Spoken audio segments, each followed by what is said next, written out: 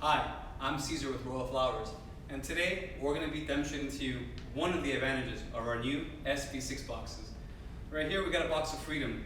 What we're going to do is we're going to run a test.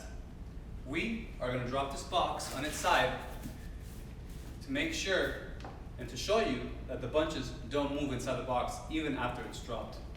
So at the count of 3, 1, 2, 3. All right. So now we're going to open up the box.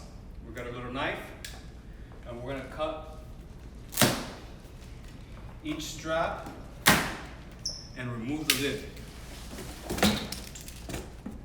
Here we go. Now we're going to use a knife to cut the strap inside the... Actually, we're not going to do that because we have new straps.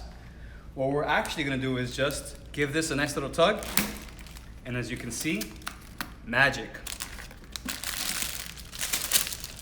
As you can see, the bunch moved inside, but there's no damage to the rose. And it's as easy as that, folks. Beautiful. We hope you enjoyed this tutorial. Make sure to give us a like, follow us, subscribe, leave us a comment, and we'll see you next time.